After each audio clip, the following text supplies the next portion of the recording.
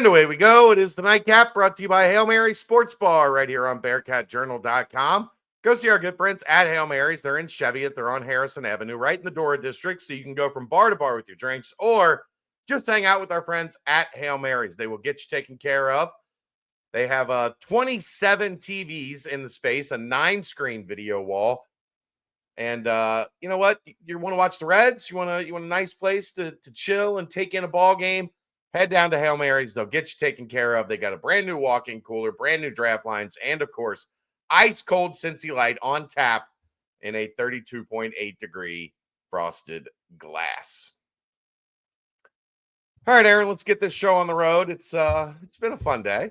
I've had some fun on the old interwebs as Cincinnati officially hires Mamadou Njai from Central Florida, of course, connected to the news of last week when they signed Mustafa Cham a week ago yesterday, who transferred from Central Florida. The connection, of course, being Mamadou Njai is from Senegal. His family has a foundation that brings players over from Senegal to America to play basketball. That is how Central Florida landed Mustafa Cham last year when he skipped a grade, skipped his senior year of high school, and enrolled early at UCF.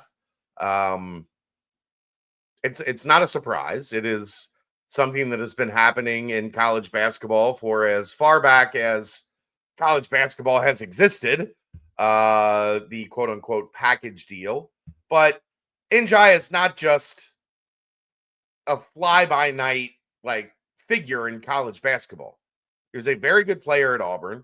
He's been an assistant coach in college basketball for, I believe, 14, 15 years. Oh, wow. He's worked at USF, Georgia Tech, was at San Francisco with Todd Golden, has been at UCF the past 4 years, 4 years. And now he comes to Cincinnati. The connection here, obviously, being he worked with Chad Dollar when they were both at Georgia Tech from 2014 to 2016. Our friends in Orlando are upset, very upset. They have made some sweeping claims on the internet, most of which, look, I'll be honest. Was Mamadou Njai shopping Mustafa Cham in the middle of the season? I don't know. I cover Cincinnati. What I know is when Drew Adams left for Indiana, Cincinnati got involved with Mamadou Njai to add him to the coaching staff. And then when Mustafa Cham entered the transfer portal, he visited here, he signed here, and now he's a Bearcat. Which made sense.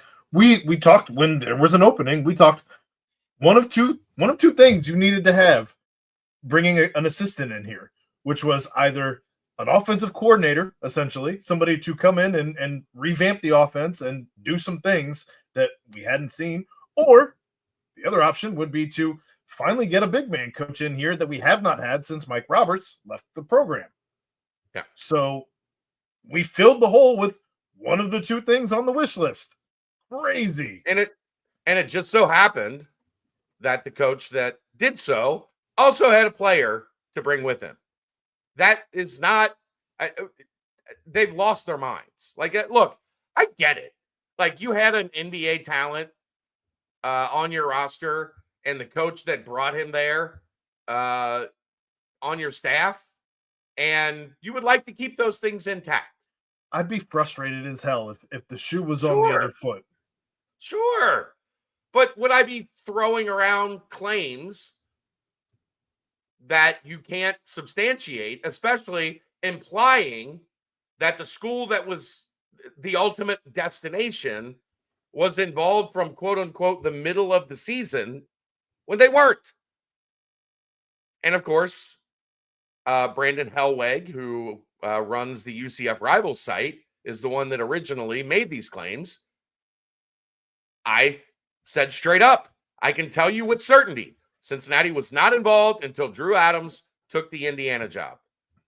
And he said, well, I can't I don't have the ability to prove that Cincinnati was involved in this situation in the middle of the season, as I claim that the player was being shopped from the middle of the season.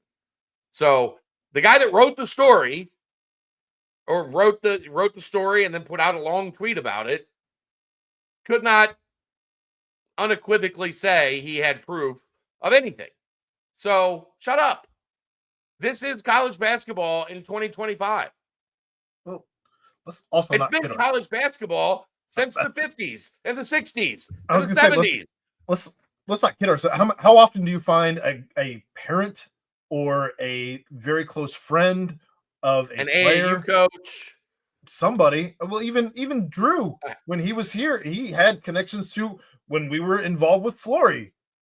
Yeah. His family had connections to Flory Badunga. Like that.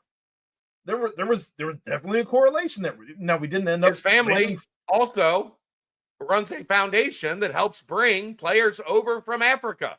Nobody's up in arms here because Drew Adams went to Indiana.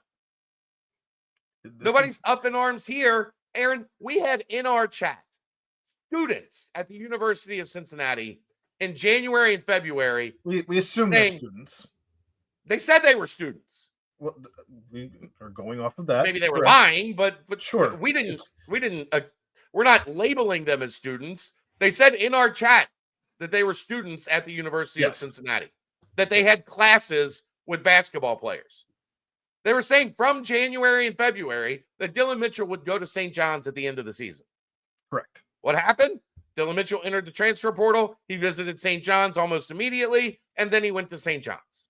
Correct. This is happening across the sport. This is not some woe is UCF situation. Like I said, if Mamadou Njai was doing that, I'm sure that, I understand their fans being pretty upset about it. But Cincinnati wasn't involved in that. Where those guys landed is not a place that they were being quote unquote shopped to in the middle of the season. I also wouldn't consider, me personally, I don't consider this nearly as dirty as when BYU takes a kid who's already signed his NIL deal and brings him onto their team. But again, when you look at the NCAA and you don't really have rules. You don't really have rules in place. So how do you enforce anything? How do you enforce anything? Right. And then they switched it. Well, this was happening before UCF played in the Crown. One, nobody gave a shit about the Crown. Not UC, not UCF, not anybody. Right. Two, what did we say was going to happen? When we found out that somebody from the Big 12, teams from the Big 12 were going to have to play in this tournament that didn't start until a week plus after the transfer portal opened, what did we say was going to happen? That there were going to be things that you beyond your control. The transfer portal was open. Coaches were on the move. Shit is flying around all around the sport of college basketball, much like bowl season in college football. Mm-hmm. These things are going to happen. Also, if there's one thing we know about Wes Miller, if he plays a postseason game against your team, all bets are off. Your best player's in danger.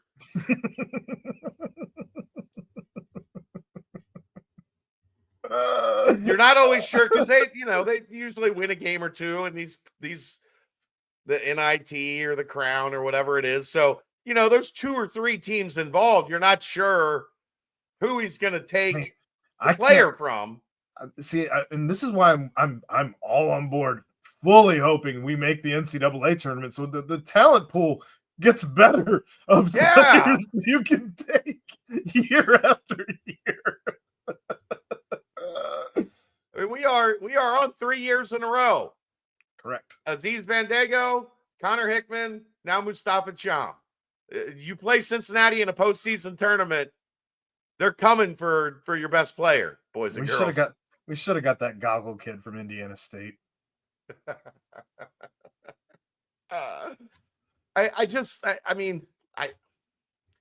This is also the Hellwig guy.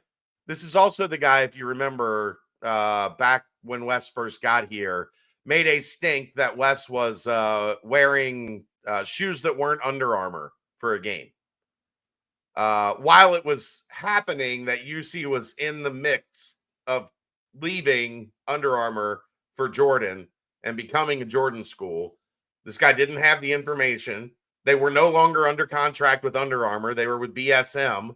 So he wasn't contracted to wear Under Armour shoes with Under Armour because Under Armour bought out of the agreement with Cincinnati. So this guy's like been trying to like ruffle feathers for a while. He saw this as an opportunity to ruffle feathers. I just got big wings. Well, look, anything that stokes the fire on the, because things had died down for a little bit to where people weren't talking about this being a rivalry anymore. But anything Yeah, that it gotten quiet. stokes the fire, I'm here for it. I hadn't seen anything from that Christian dude in a while. He's back on. I didn't see anything from Fear the Pegasus yet today, but I'm sure he's lurking somewhere. Dolly drama or whatever. Yeah, that one, I forgot about that one. I haven't seen that one either. So you're right. Anything that, this is not an age-old storied rivalry. It is a rivalry bred of new conferences and realignment and circumstance. Born on Twitter. Yeah, essentially. Born on Twitter. So it felt like the old days. It felt like, we were getting the band back together. I was smacking front desk clerks around for quite a while. I need some towels up in room 216. So can you put your phone down and send somebody up? It was Tuesday, which is traditionally a slow day for those hotel managers. Credit to whoever pointed that out in Chad's mentions, because I cannot take credit for that joke, but it was too good not to mention. It's all in good fun. I know they don't feel like that right now. Not yet. We'll all look back. And then, and then of course Tony Johnson, who they were very confident that they were going to steal from Cincinnati again, because it worked out so great for him last time. They took a couple guys from the Bearcats football roster. Tony Johnson commits to Miami. So just a terrible day in the Golden Kingdom. You guys are watching this. Hello. We love you. That's the nightcap. We'll see you tomorrow night for the BCJ podcast. Special guest, longtime friend, Justin Williams joins us tomorrow night. That's the nightcap, brought to you by Hail Mary Sports Bar, right here on BearcatJournal.com. See ya!